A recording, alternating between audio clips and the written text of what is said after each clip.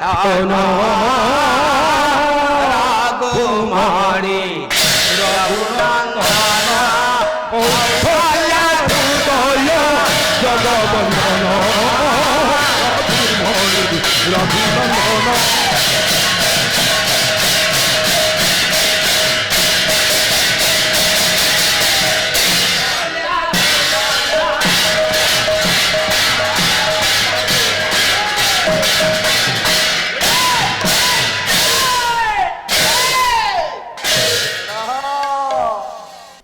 लिखिले तंग भूसुता मुक्ति मुदातहासम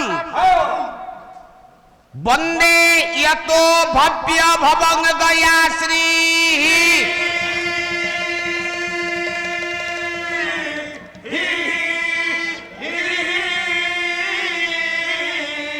श्री यादवं भव्य भतोय देवा संहारदा मुक्ति मुतासु भूत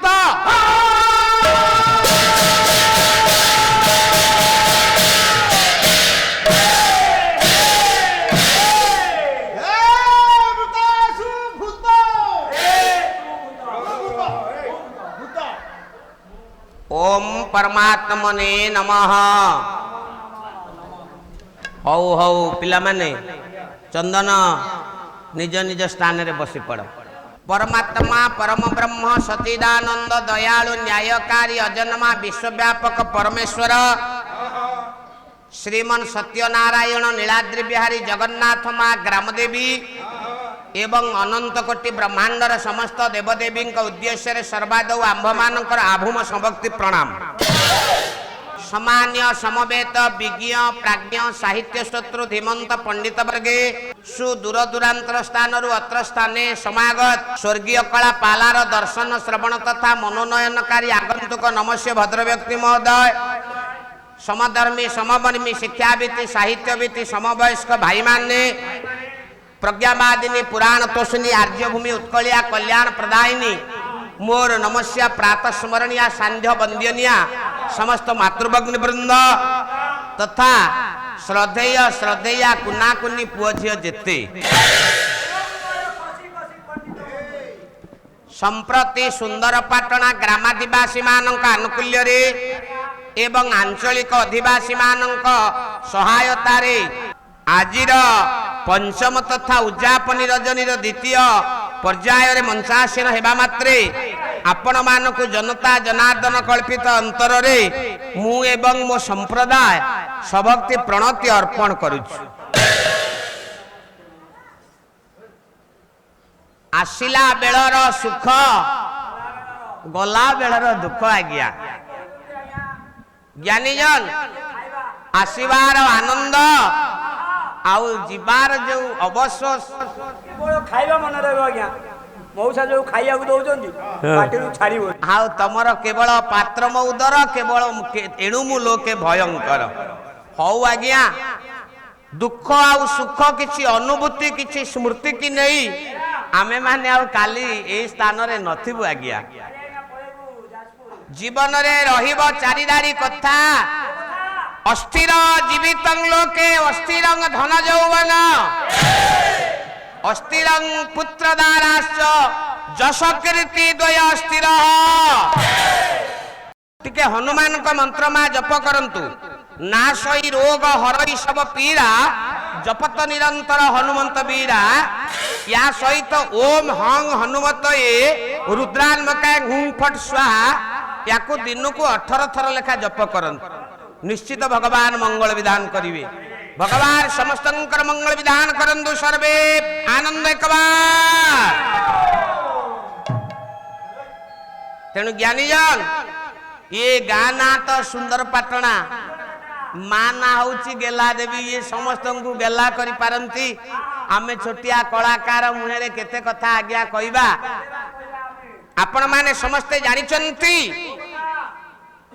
कविवर राधानाथ राय राय बहादुर कही दे जाइचंती यही दरबारे रुंड जे तेन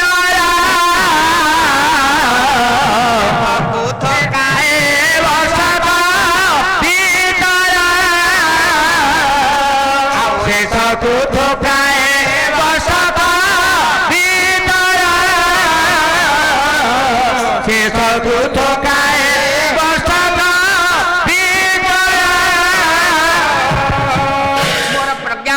କଲ୍ୟାଣମୟୀ ସ୍ନେହମୟୀ ମା ମାନେ ଆଜି ଟିକେ 2 ଘଣ୍ଟା ପାଲା ଶୁଣିବା। ସାହୁ ଭାଇ ବିଦାୟ ନେଇ ଚାଲିଗଲେଣି, ମତେ ଦୁଃଖ ଲାଗିବନି କି? ତେଣୁ ଚାରିଦାଡ଼ି କଥା ଆମେ ଏଇ ଦରବାର, ଏଇଟା ସୁନ୍ଦର ପାଟଣା ମଞ୍ଚ, ଖଣ୍ଡଳ ମଞ୍ଚର ସାର୍ ମାନେ ଆସିଛନ୍ତି। ମୁଁ 5 ଦିନ ତାଙ୍କ ଭାତ ଖାଇଛି, ଆଉ ଖାଇବାକୁ ଡାକୁନାହାନ୍ତି। ବଙ୍ଗୁଆରୀ ସାର୍ ମାନେ ଆସିଛନ୍ତି, ଅନେକ ଅନୁଷ୍ଠାନର ସାର୍ ମାନେ ଆସିଛନ୍ତି। ଆମେ ଆଜ୍ଞା ଆଶା କରିବୁ ନା, ଆପଣ ମାନେ ହଉଛନ୍ତି ଆମ ସାନ୍ତ, ଆମେ ହଉଛୁ ଆପଣଙ୍କ ସେବକ। ଆପଣଙ୍କ ପଇସା ନେଲେ ଆମେ ଚାଉଳ କିଣିବୁ ଆଜ୍ଞା। ତେଣୁ ଆପଣ ଆମ ପ୍ରତି ଦୃଷ୍ଟି ରଖିଥିବେ କେବେ କେତେବେଳେ। ଆମେ ଆଜି ଏଇଠି ଅଛେ, କହିବା କଥା ପେଟ ଦେଖେଇଦେବା ସାରୁ। କାଇଁ ମୁଁ କଣ ପାତି ମାଙ୍କଡ ନା କେଳା ମତେ ଭାବୁଛୁ? ଆରେ କୋଉ କୋଉ କଥା ଯୁଆଡେ ଯିବ। ଆମେ ଆସନ୍ତା ବର୍ଷ ଏ ମଞ୍ଚ ଥିବ, ମା ଠାକୁରାଣୀ ଥିବ, ସତ୍ୟନାରାୟଣ ଥିବ ଲୋ ମା, ମୁଁ ଥିବି ବୋଲି ମାନେ ଅଛି? କହିଲେ ଆନ ଦରବାରେ ହେବେ କି ତଲବ, କି ତଲବ, ଆନ ଦରବାରେ ହେବେ କି ତଲବ, ଆନ ଦରବାରେ ହେବେ କି ତଲବ, ତୁମେ ଥଇଥିବା ନୁହେଁ ଅସମ୍ଭବ, ତୁମେ ଥଇଥିବା ନୁହେଁ ଅସମ୍ଭବ। ଆପଣ ଜାଣିଛନ୍ତି ଗ୍ରୀକ ବୀର ଆଲେକଜାଣ୍ଡାର, ଯିଏ ତାଙ୍କ ମନରେ ବିଚାର କରିଥିଲେ ସମଗ୍ର ପୃଥିବୀକୁ ମୁଁ ନିଜ କରାୟତ କରିବି। ତ 14 ପୁରୁଷରେ ତୁ ଜାଣିପାରିବୁ, ଆରେ ତୁ ମୁଣ୍ଡମାଳରେ ସେଣ୍ଡୁଲ କରିବା ଲୋକ, କୋଉଠିବା ଲୋକ, କିଛି ଜାଣି ଲାଭ ହବନି। ଗ୍ରୀକ ବୀର ଆଲେକଜାଣ୍ଡାର, ଆମେ ସମସ୍ତେ ସେଇ ଚାରିଦାଡ଼ି ପଡ଼ିଛେ। ଯେତେବେଳେ ପିଣ୍ଡୁ ପ୍ରାଣ ଯିବ ଛାଡ଼ି କୋକେଇରେ ଦେବ ମଶବ ସଜାଡ଼ି। ନାଇଁ ଆଜ୍ଞା, ତା ପୂର୍ବ କଥା କହିବି। ଯୋଉଦିନ ଆଲେକଜାଣ୍ଡାର ଧର୍ମ ଯୁଦ୍ଧରେ ପରାଜିତ ସ୍ୱୀକାର କଲେ, ଜାଣିଛନ୍ତି ଆଜ୍ଞା, ଆର୍ଯ୍ୟାବର୍ତ ଭାରତ ଭୂମିର ସେଦିନ ପ୍ରତିଷ୍ଠିତ ଚନ୍ଦ୍ରବଂଶର ରାଜା ପୁରୁ ଯୁଦ୍ଧରେ ପରାଜିତ ହେଇଗଲେ। କାରଣ ନିଶାର୍ଦ୍ଧ ସମୟରେ ଏକ ବର୍ଷୁଳ ରଜନୀରେ ଆକ୍ରମଣ କରାଗଲା। ଜଣେ କୂଟନୀତିଜ୍ଞ ଆଜ୍ଞା ଆଲେକଜାଣ୍ଡାର ଯୁଦ୍ଧ କରି ଜୟ କରିପାରିନଥାନ୍ତେ ପୁରୁଙ୍କୁ, କାରଣ ପୁରୁଙ୍କର ଯଥେଷ୍ଟ ସଂଖ୍ୟକ ହସ୍ତୀ ଥିଲେ, ଆଉ ଅଶ୍ୱ ଥିଲା, ରଥ ଥିଲା, ଆଉ ଖଡ୍ଗ ଧରି ଯୁଦ୍ଧ କରିବା ପାଇଁ କ୍ଷତ୍ରିୟ ସନ୍ତାନ ଥିଲେ। ଆମେ ସମସ୍ତେ ଜାଣିଛେ କାତର ତାସିନା କାପର ସପର, କାତର ତାସିନା କାପରୁ ସପର, ବୀର ମାରେ ଅଭା ମରେ କରିରଣ। ଏ କଥା ଉତ୍କଳମଣି ଗୋପବନ୍ଧୁ ଲେଖି ଦେଇ ଯାଇଛନ୍ତି। ୟାକୁ ପ୍ରତ୍ୟେକ ଧମନୀରେ ମା ସ୍ୱୀକାର କରିଛନ୍ତି। ଓଡ଼ିଆ ପୁଅ ମାନେ ସମସ୍ତେ ପ୍ରାଣ ଦେଇଦେଲେ, କିନ୍ତୁ ମାତୃଭୂମି କି ଜୟ ପରାଜିତ ସ୍ୱୀକାର କଲେନି। ଆମ ଭଗବତ ଗୀତାରେ ଭଗବାନ କୃଷ୍ଣ ସେଦିନ ଆର୍ଯ୍ୟାବର୍ତ ଭାରତ ଭୂମିର ଜଣେ ପୁଅ କୃଷ୍ଣଙ୍କର 1000 ନାଁ ହେଇପାରେ, ଗୋଟିଏ ପବିତ୍ର ନାମ ଯୋଗେଶ୍ୱର। ଜାଣିଛନ୍ତି ଆଜ୍ଞା, କୃଷ୍ଣ ଜଣେ ଯୋଗୀ, କୃଷ୍ଣ ଜଣେ ସାଧୁ, କୃଷ୍ଣ ଜଣେ ସନ୍ନ୍ୟାସୀ। କାରଣ ସେ ପୀତ ବସ୍ତ୍ର ପରିଧାନ କରନ୍ତି।